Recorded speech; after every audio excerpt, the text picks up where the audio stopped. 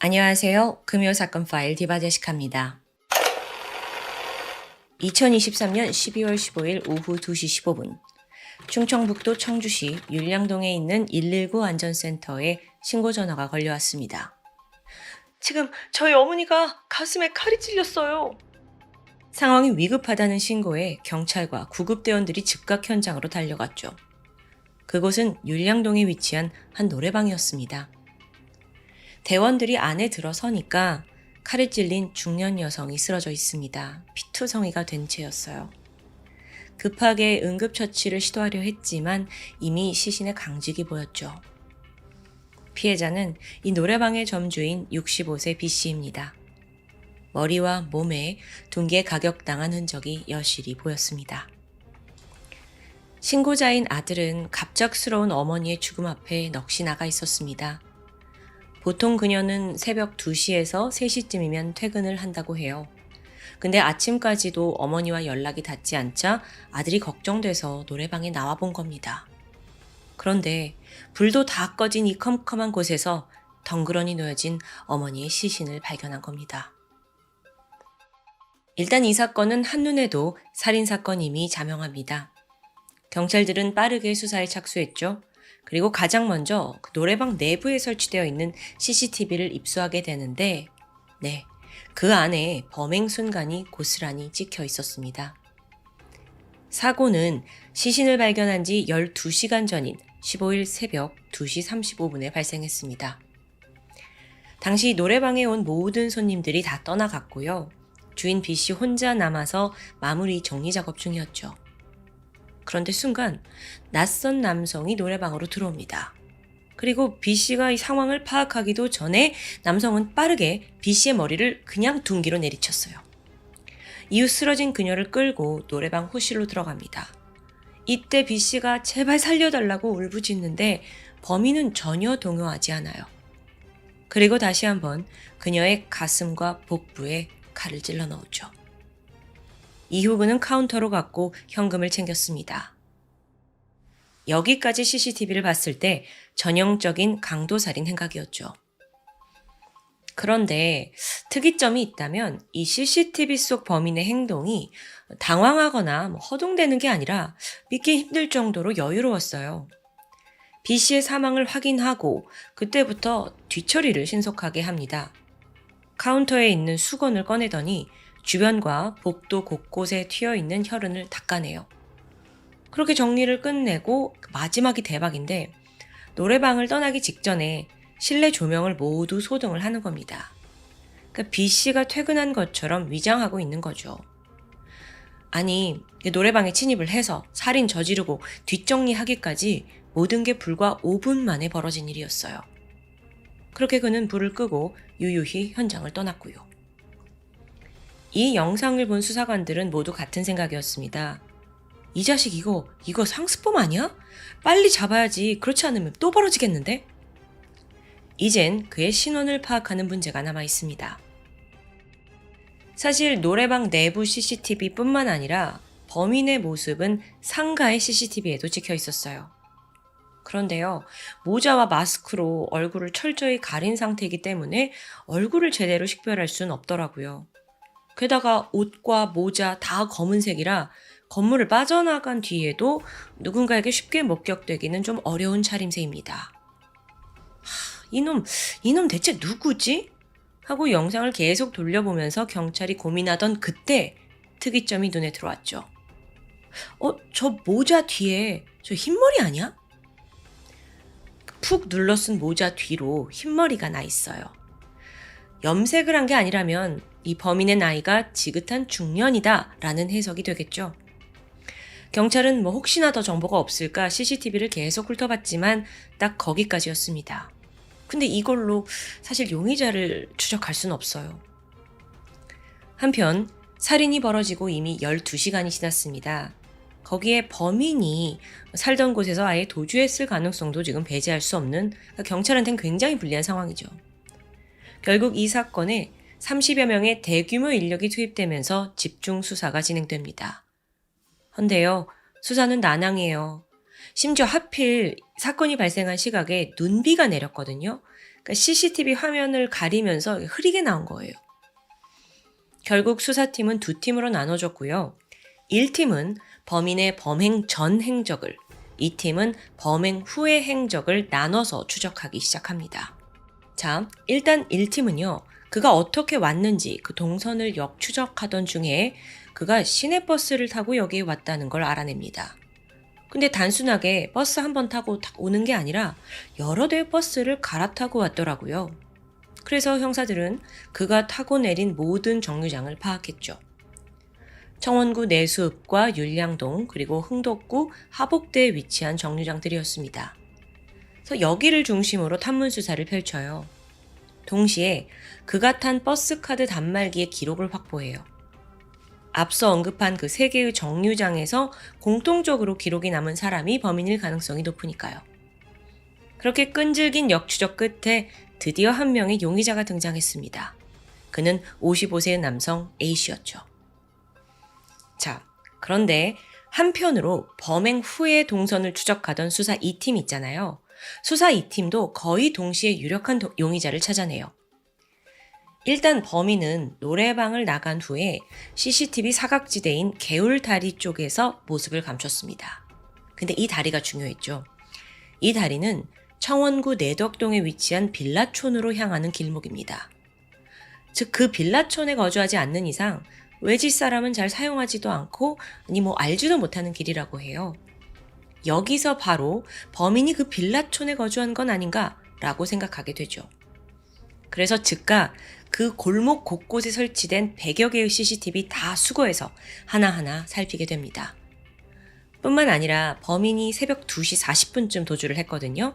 굉장히 한적한 시간이잖아요. 그럼에도 불구하고 혹시 그를 본 사람이 없는지 탐문 수사를 벌이게 됩니다.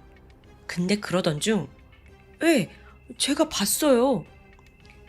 CCTV 속의 남성과 비슷한 체격의 상하이로 온통 까만 옷을 입은 사람을 봤다는 거예요. 그래서 형사가 한 번 더 물었죠. 혹시 그 사람 머리색 보셨어요? 아, 예, 맞다. 백발이었어요.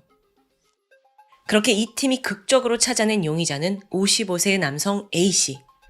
앞서 1팀이 찾아낸 용의자와 동일 인물이었습니다. 이제 바로 잡으러 가야겠죠? 2023년 12월 17일 저녁 9시 범인이 거주하는 집으로 경찰이 들이닥쳤어요. 띵동. 문을 열어주려고 나온 A씨를 경찰이 바로 결박합니다.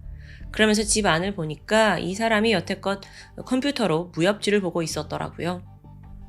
그런데 잡고 보니 A씨의 행동이 어딘가 좀 이상해요. 말이 심하게 어눌해서 대화가 잘 안 되고요. 몸도 제대로 가누지 못하고 있었죠. 그러면서 그가 더듬더듬 거리며 저는 은퇴한 70대 교수입니다. 라고 자신을 소개합니다. 무슨 소리야? 분명 주민등록상 55세인데 무슨 70대 교수? 그러고 보니 이 사람 횡설수설하는 게 마치 치매를 앓고 있는 듯 보였어요. 그러다가 방 안을 경찰이 수색하고 있었는데 경찰의 눈에 특이한 게 들어왔죠. 곳곳에 일본도를 비롯해서 여러 칼, 도끼, 단도, 화살 같은 다양한 종류의 흉기가 진열되어 있더라고요. 그래서 바로 물었죠. 아니 왜 이런 게 집에 이렇게 많냐고요. 그랬더니 A씨가 평소 무협지를 좋아해서 수집한 거라고 말합니다. 근데 이게 앞뒤가 맞나요? 몸도 잘 가누지 못하는 70대 치매 노인이 단순한 취미로 무기를 수집한다고요? 그런데 이와 동시에 다른 수사관의 눈에 결정적인 증거가 포착돼요. 그건 바로 방 한켠에 꽁꽁 숨겨둔 검은색 모자. 이거 CCTV 속에서 범인이 착용하던 것과 동일한 디자인입니다. 그렇다면 지금 이 사람 완전히 연극을 하고 있는 거예요.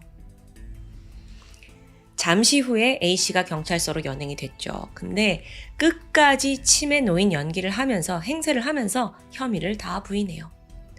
하지만 이때 경찰은 오히려 코웃음 쳤습니다. 그간 모아온 노래방, 상가, 빌라촌 CCTV 영상이 지금 한두 개가 아니에요. 아까 그 모자에서 피해자의 혈흔까지 나왔고요. 빼박입니다.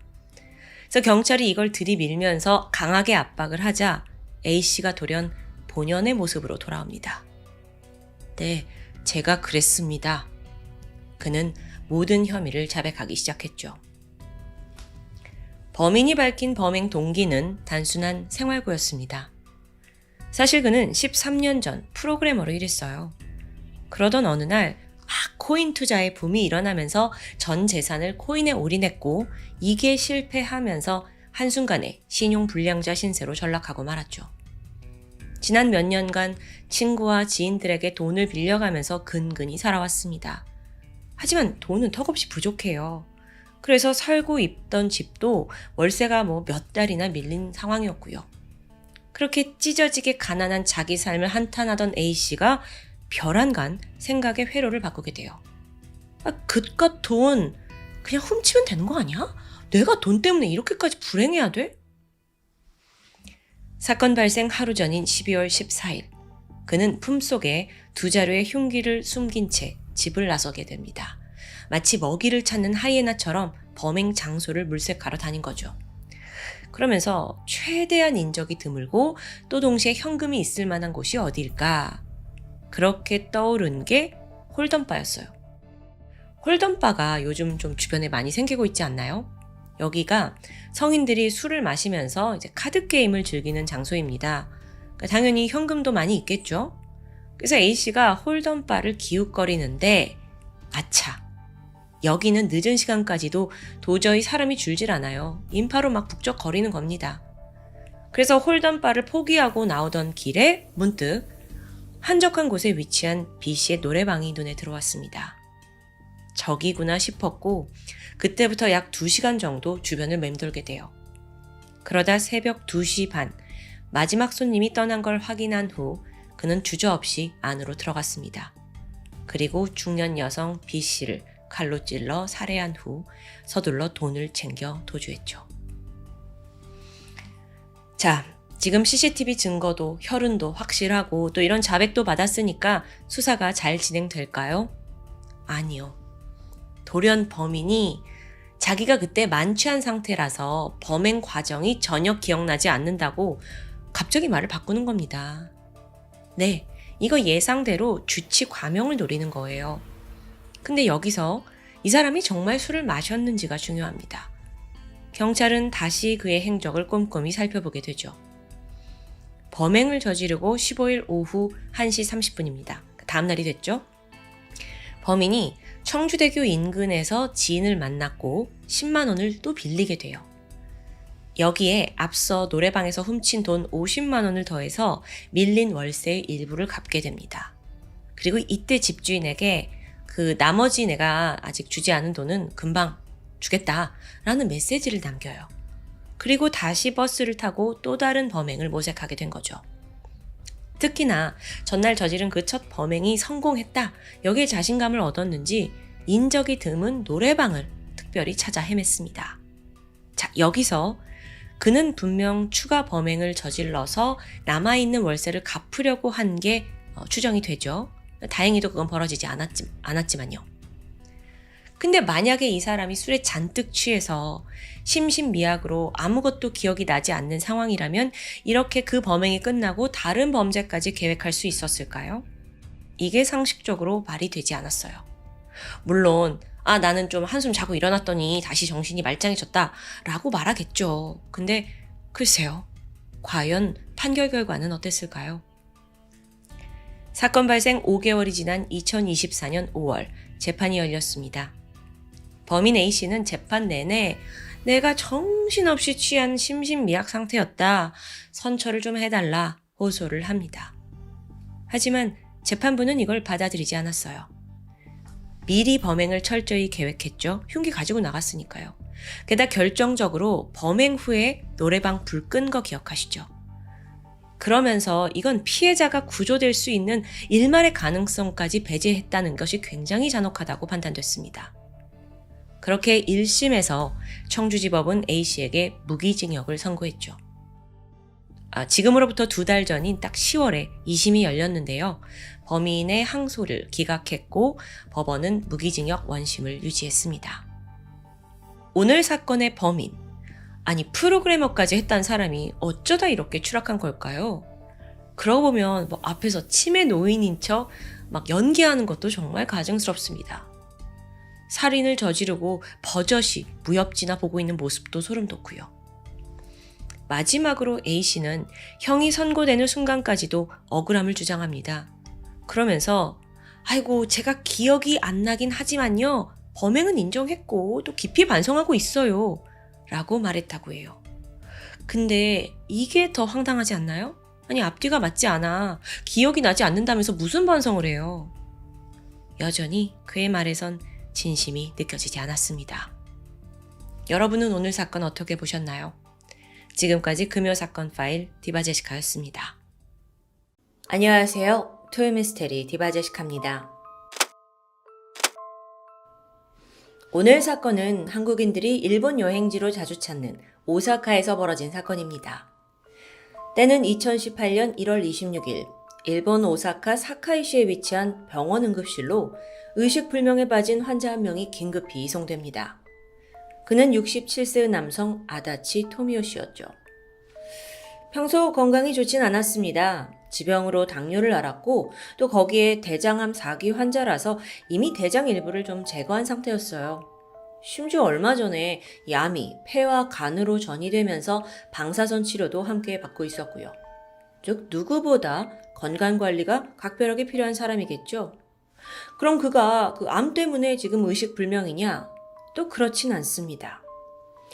토미오 씨에게 갑작스러운 이상 증세가 나타난 건 6일 전인 2018년 1월 20일.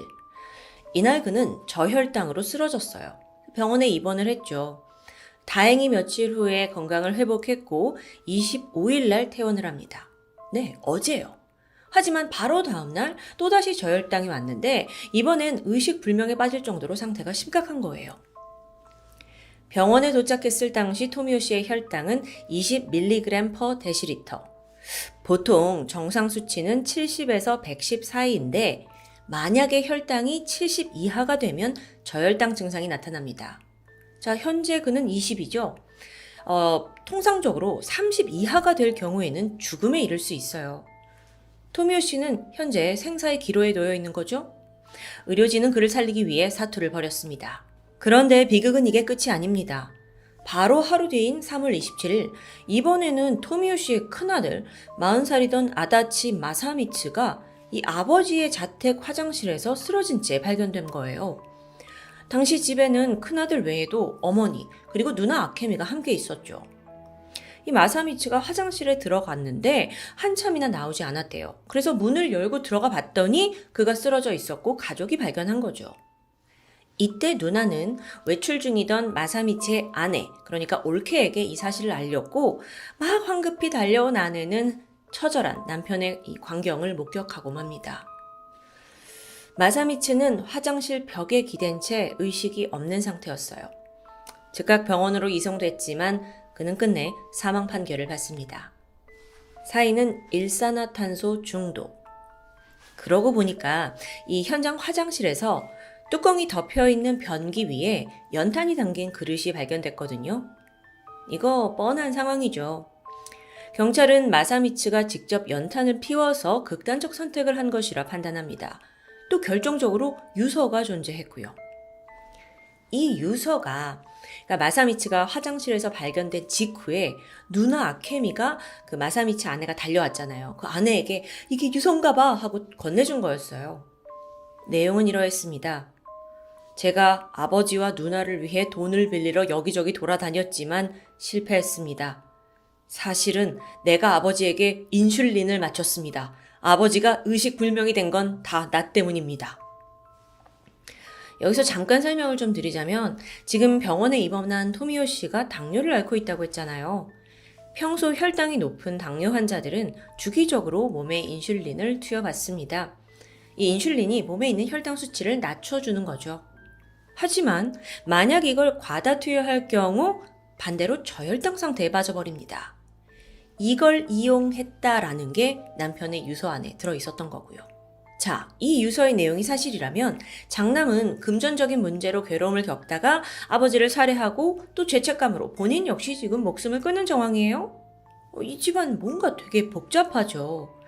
근데 이 집안이 정말 찢어지게 가난한 집안이냐? 그건 또 아니에요. 우선 아버지인 토미오는 얼마 전까지 오사카 사카이시에서 꽤나 규모 있는 수도공사 업체를 운영하고 있었습니다. 건물의 수도 설비, 배관 공사 그런 걸 맡아 하는 회사였고요. 탄탄한 실력이 있어서 규모를 계속 키워나갔어요. 그러다 몇 년 전부터 토미오 씨의 건강이 이제 당뇨도 있고 막 대장암도 나오고 급격하게 나빠지면서 이제는 자식들한테 회사를 물려줘야겠다라는 계획을 세우게 되죠. 일단 자식들은 44살의 장녀 아케미, 그리고 40살이었던 장남 마사미츠가 있습니다. 근데 이 마사미츠의 경우에는 이미 자신만의 건축회사를 만들어서 순조롭게 경영을 잘하고 있었거든요. 자연스럽게 누나 아케미가 아버지 회사를 물려받게 되죠. 그녀가 본격적으로 운영에 개입한 건 당시로부터 3년 전인 2015년부터였습니다. 하지만 이 회사가요, 2년 만에 위기가 찾아왔어요. 누나가 경영을 맡고 나서 매출이 절반으로 떨어졌고요. 날이 갈수록 자금 사정 힘들어지죠. 이걸 알게 된 동생 마사미츠는 아니 이거 아버지가 이렇게 키워놓은 우리 가업인데 그냥 둘 수 없었습니다. 그래서 아버지와 누나를 돕겠다라고 직접 나서서 여기저기 돈을 빌리러 다닌 거예요. 근데 이 과정에서 누나와 동생 사이에 트러블이 잦아지기 시작해요.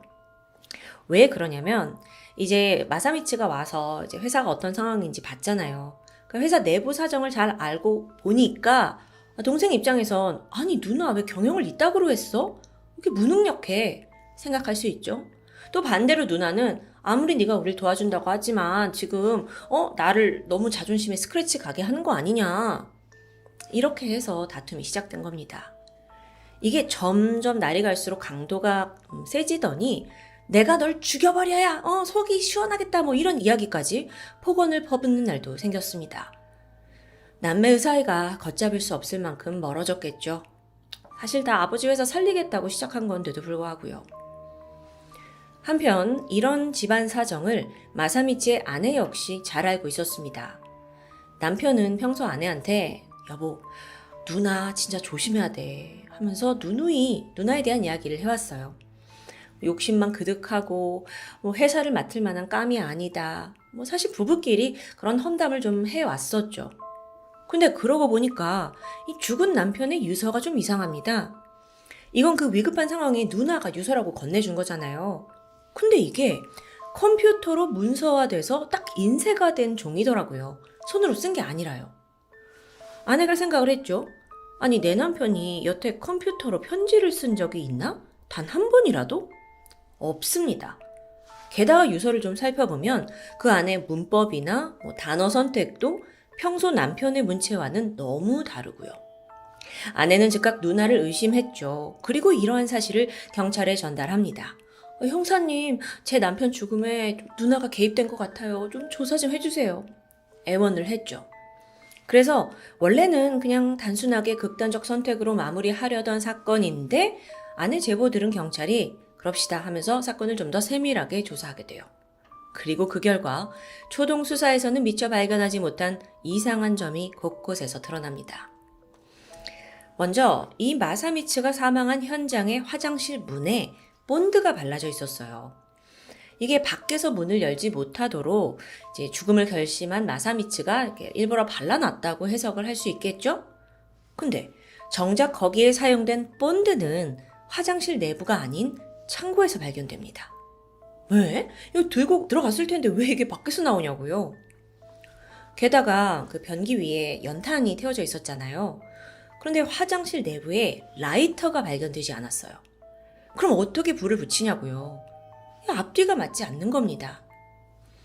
다음으로 경찰은 마사미츠가 어디에서 유서를 작성했는지 그걸 알아보기 위해 자택, 사무실 컴퓨터를 샅샅이 수색합니다. 근데 어디에서도 유서 파일이 없습니다. 분명 이걸 썼다는 건 어디다 저장을 했을 거라는 건데도요. 그래서 범위를 좀 더 확대했죠? 그랬더니 유서 파일이 어디서 나온 줄 아세요? 바로 그가 숨진 본가의 컴퓨터에서 나왔죠. 인쇄 역시 여기에 있는 프린터로 한 게 확인됐고요.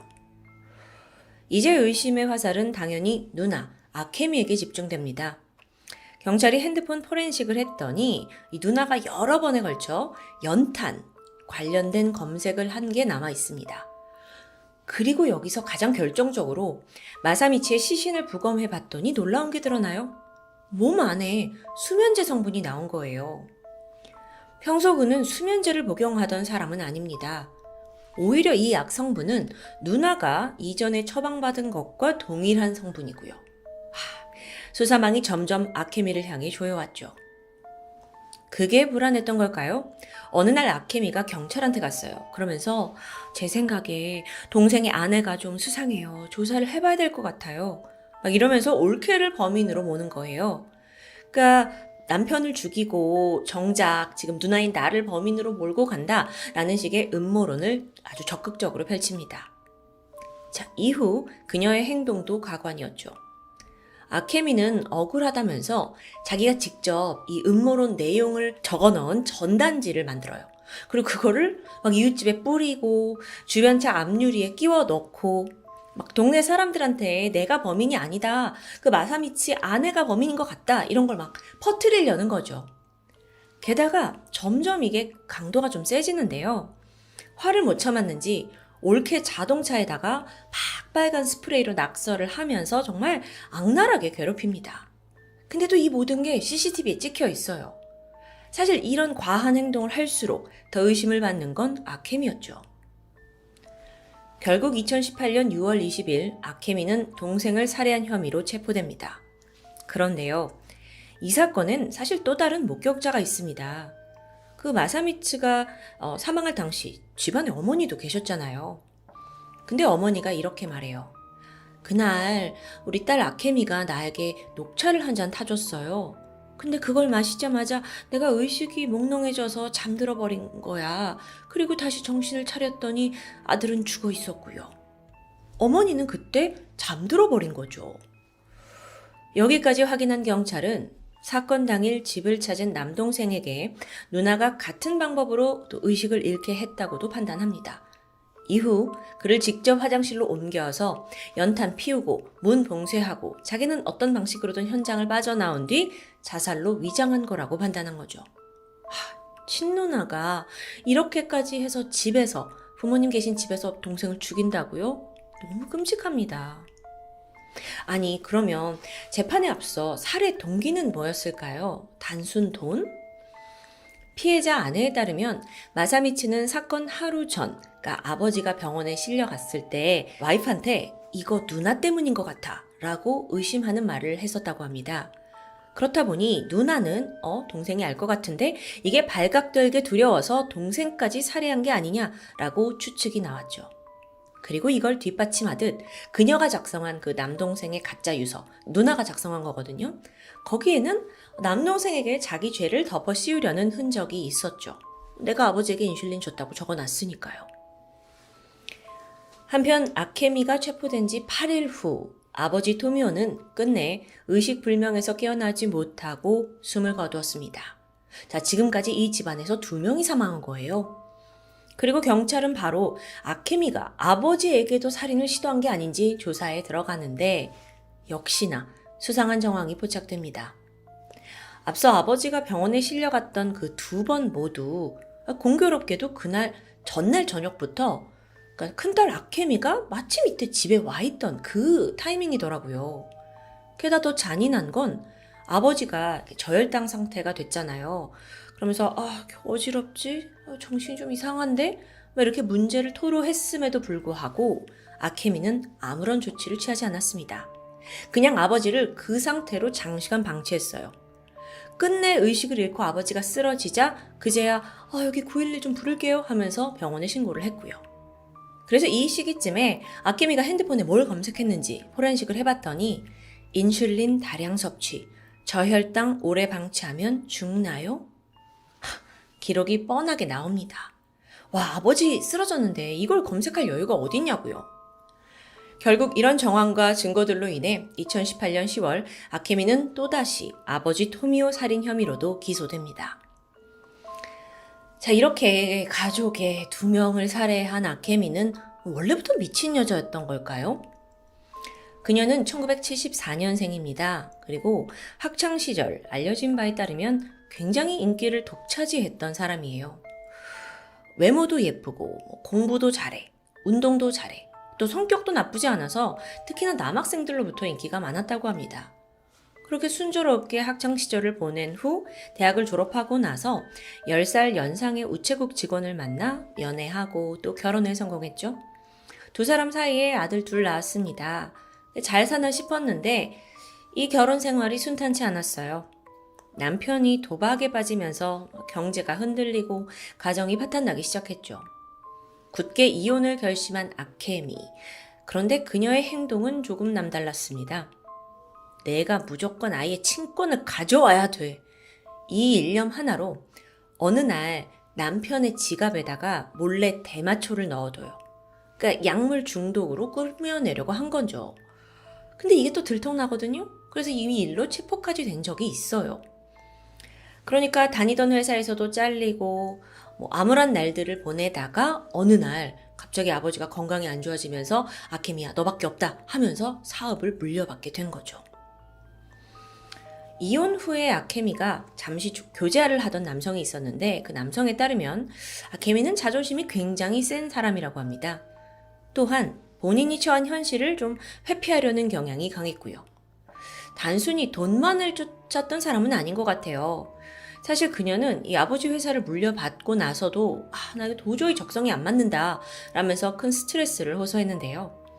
당시에 옆에 있던 남자친구도 오죽하면 야, 너 그럴 거면 그냥 그만둬라 라고 제안을 했죠. 근데 이때 그녀는 나도 몰라. 어떻게 일단 될 대로 그냥 되는 데까지 해볼래. 그냥 난 알바나 하면서 살고 싶어. 라면서 좀 적극적인 해결책을 내는 것보다도 좀 회피하는 자세를 보였다고 합니다. 그래도 회사 CEO인데 말이죠. 2022년 8월 아케미의 재판이 시작됩니다. 하지만 이 재판이 진행되는 내내 그녀가 한 말은 딱 한마디뿐이었어요. 특별히 할 말은 없습니다. 무슨 자세죠? 변호인단은 물론 그녀의 무죄를 주장합니다. 아버지와 남동생을 살해할 결정적인 동기가 아주 약하다고 강조를 한 거예요. 돈도 아니고 또 무엇보다 잠든 남동생을 누나 혼자서 화장실로 옮겨서 자살을 위장했다?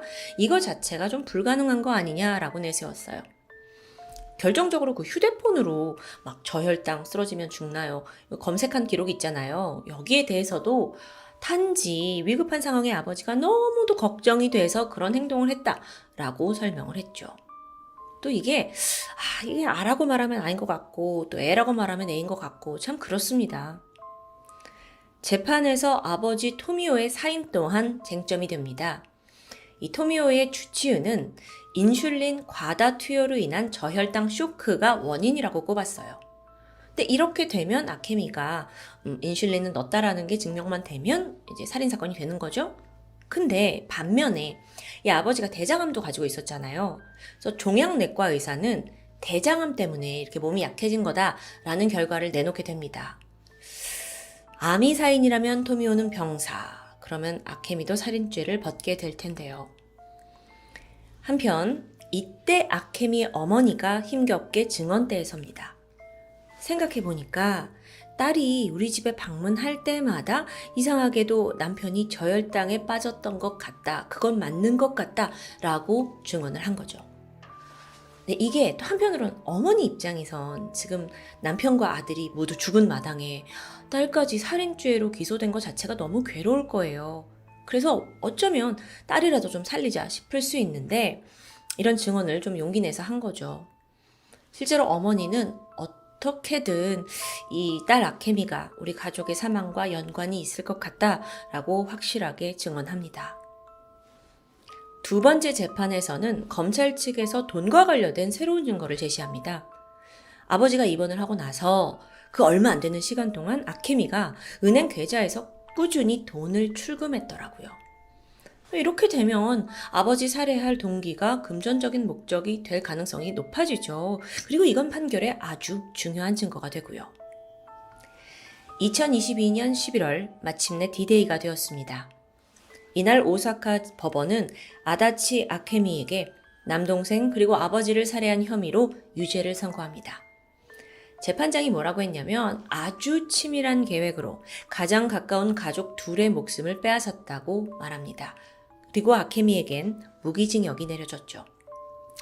사실 검찰 측에서는 사형을 주장했거든요. 근데 그럼에도 무기징역만 받은 데에 대해서는 여전히 살해 동기가 좀 미약하고 범행의 잔혹성이 낮다는 점을 언급했습니다. 판결 이후 아케미와 검사 측 모두 항소했고요. 2심 재판은 올해 2024년 1월에 있었습니다. 재판에서 아케미 측은 여전히 무죄다라는 주장을 굽히지 않아요. 한편 검찰 측은 이건 무기징역으로는 도저히 안 된다, 사형을 요구했죠. 최근인 2024년 4월 2심 재판에 대한 결과가 나왔습니다. 법원은 1심의 판결을 그대로 지지해 항소 기각하고 그녀에게 무기징역이 확정됐죠. 그렇게 매정한 큰딸의 살인극은 2심까지 진행되어 있는 상태입니다. 여러분, 흔히 피는 물보다 진하다는 말이 있습니다. 그만큼 가족 간의 정이 끈끈하다는 거죠. 근데 살다 보면 한순간에 좀 남보다 더 밉고 저주하게 되는 것 역시 가족이 아닌가 싶은데요. 어쩌면 범행 동기가 미약하다라는 재판장의 말은 그만큼 그녀의 살인이 도무지 납득되지 않는다는 걸 의미하는 건 아닐까요? 어렸을 적에 가깝게 지내던 큰아버지네도 또 고모네도 어느 순간 부모님과 사이가 틀어져서 평생 보지 않겠다고 하는 막 집안 싸움이 나는 이런 일 다 겪으셨죠? 물론 여러분만이 아는 각자의 집안 사정이 있을 겁니다. 하지만 그 끝이 이렇게 잔인하고 냉혹한 결말이 되지 않길 바랍니다. 지금까지 토요미스테리 디바제시카였습니다.